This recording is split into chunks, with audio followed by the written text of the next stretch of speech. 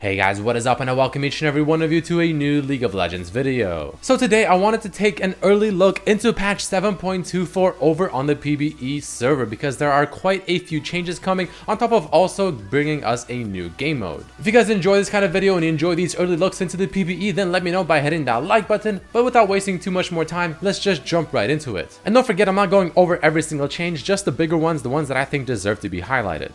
So as I'm sure some of you already know, URF is coming back, and it's coming back in a new way because it's going to be on Summoner's Rift, but in a kind of winter themed mode. And on top of this, the old Summoner spell Teleport, which is pretty much what everyone took, is now going to be replaced by Snowball, the one that's very similar to the one on ARAM, except this one has almost a global range. I already uploaded a couple of gameplays of this game mode on my channel that I highly recommend checking out if you have not yet, but essentially URF is coming back, and it should be on the live servers in just over a week. I'm sure most of you are hyped for that, but keep in mind, you're not going to be able to play every single champion in this new URF again, since it is Christmas or holiday themed. It means that the champions that you'll actually be able to get randomly are going to be from a very specific list, a list of champions that are only containing winter type skins or themes. But regardless, it is still definitely pretty cool. And of course, to go with this, there's also some new skins coming out for the Christmas holidays, and it's going to be Santa Draven, Ambitious Elf Jinx, Snowfawn Poppy, and Hextech Cogma, which I doubt is actually related to the holidays. Next up, let's get into some actual changes happening to champions. The first of which I want to talk about is going to be Aurelion Sol. His ultimate has having its cooldown lowered by 10 seconds at every single rank. Now, Aurelion Sol is already known to be a pretty damn strong champion once you've mastered him, knowing to carry games completely by himself, just to the sheer amount of pressure he has around the map early to mid game. And it seems like Aurelion Sol mains can rejoice because he's getting a buff, so he's going to be just that much better. Following this, Camille is also receiving a buff to where her passive, the shield duration, has been increased by half a second, so now being 2 seconds rather than 1.5, and her Q ability is also receiving a buff to where now the recast for no cost time has been increased from 3 seconds to 3.5 seconds, which is actually quite good. Meaning that if someone is trying to kite you away or trying to actually get to the target to use that part of your Q, you actually have more time to do it, which is very, very good before it goes on cooldown and you're pretty much left in the gutter. Next up, we have a quick buff happening to Cassiopeia, which may bring her back and make her much more popular in the mid lane.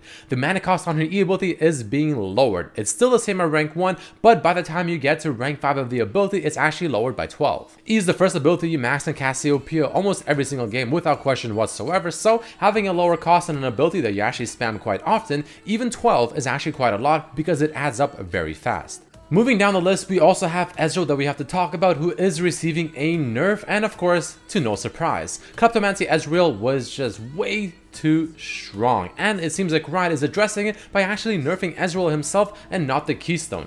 The nerf is as follows: the AD ratio on his Q has been lowered from 125% to 110%. 15% nerf on this is actually quite a bit. Now, I don't think this will completely kill Kleptomancy Ezreal, but I definitely think it'll bring it down a few notches to where, honestly, it actually might still be pretty strong, but it'll also have much more opportunities to not be anywhere near as oppressive as it currently is, and TLDR, I think it might actually put him in a pretty good spot. Now, the next thing I want to talk about is something that I actually couldn't really believe when I initially saw it, because I was just like, what? It's going to be to none other than Galio. The first of which is going to be something fairly simple. Colossus Smash, his passive AP ratio lowered from 70 to 50%. Makes sense, it was a little bit too strong. Following this, his E ability's cooldown has also been lowered by just a bit, 2 seconds at every single rank. So everything so far, pretty normal. But this is where I start to kind of go, what the hell? His W, Shield of Duran. The first cast, the AP ratio has been increased from 4 to 5%. Alright, I mean, that's okay, nothing too crazy. But the second cast now has a completely new effect. An effect that even deals damage, starting off from 60 base damage rank 5 of the ability with a 20% AP scaling, all the way up to a 180 base damage, also rank 5, with a 60% scaling. Or TLDR, his AoE taunt now deals damage, and pretty good damage as well, while still retaining everything else it has within the ability, such as the reduction in damage. Not sure how I feel about this. I think it's a pretty good buff. I don't know if it's going to be too strong or too overpowered, but my goodness, I think this will definitely put Galio in an interesting position now that his W actually deals AoE damage while still taunting and while still giving him the damage reduction. Next up, we have a quick buff happening to Jhin, where his Deadly Flourish, his W, has its damage increased, but not by too much, but 10 each rank. It's at least a little bit of something. And Curtain Call, his ultimate, has also had his damage increased by 10 at rank 1, but 20 by rank 3. Honestly, not the biggest buffs in the entire world for Jhin, someone that definitely needs some assistance at the very moment, but there's going to be another indirect buff happening that we'll talk about in just a bit.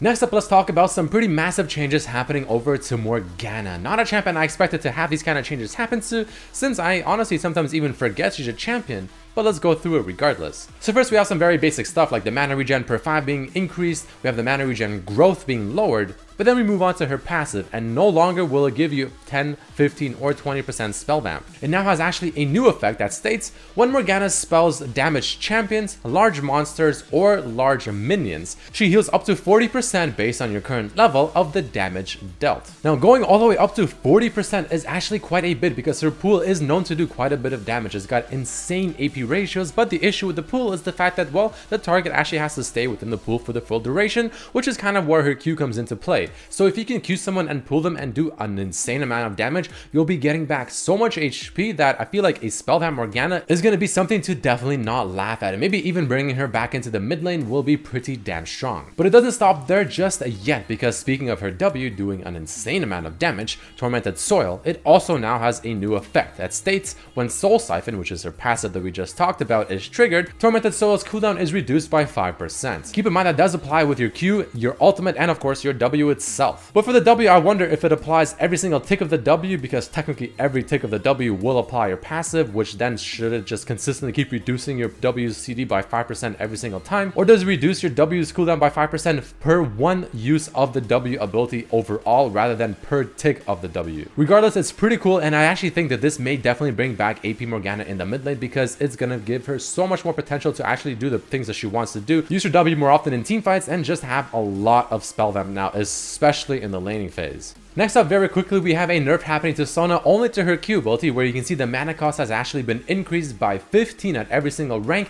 while also reducing the base damage on her Q ability by half at every single rank, but giving it a little bit more of an AP ratio, now being at 30%. This is actually quite a big nerf coming over to Sona in the laning phase, especially because you're just going to do so much less damage with the Q, and you're also going to be using a lot more mana per use of the Q as well.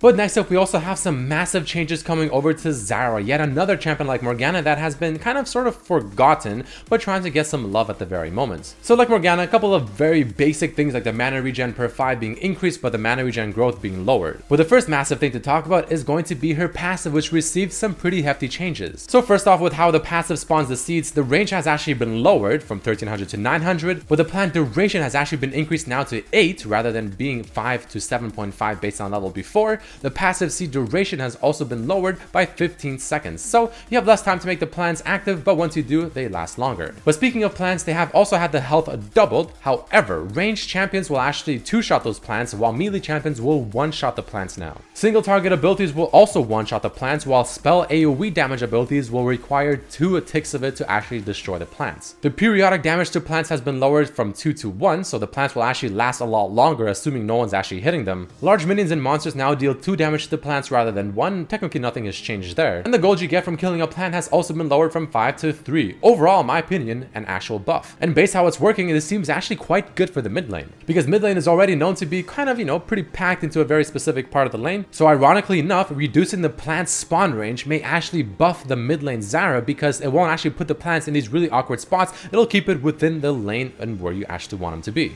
TLDR, mid lane Zara may actually make a return, and the plants actually last longer if they are untouched, but they're slightly easier to kill for champions now. But it doesn't end there just yet, because Zara's W's effect got removed, where it would give their plants extra HP, up to 50% extra HP. But it now states instead, each time Zara kills an enemy, Rampant Growth's recharge time is reduced by 20%. 100% for champion takedowns, large minion kills, and large monster kills, which is actually quite good. Think of it as being something kind of similar to the way Azir's W currently works, where if you collide with someone, you get a free charge once again. Very similar concept, it just procs in different ways, making Zara a bit more oppressive with how often she can spawn plants. The damage on her E ability has actually been increased as you rank it up to 40 extra damage by rank 5, which is actually quite generous. And her ultimate also has a new effect now that states, Garden of Thorns now resets plant duration and they gain 50% health, which is essentially taken from her W and now put onto her ultimate.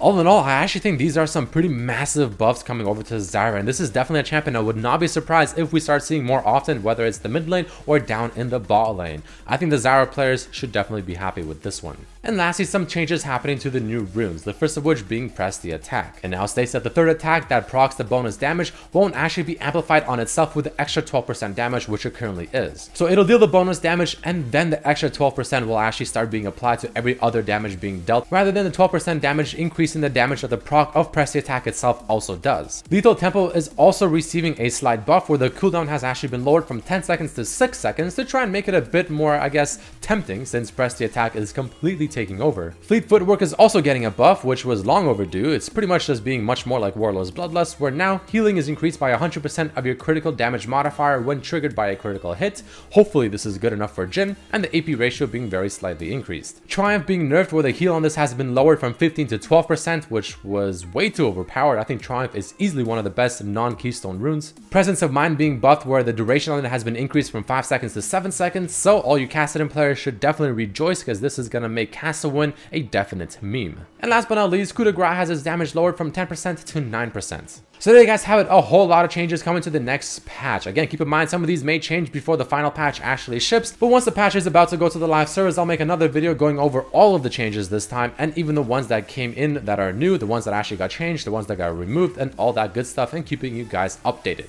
If you enjoyed this video, definitely hit that like button, but thank you all so much for watching, and I'll see you for the next video. Peace.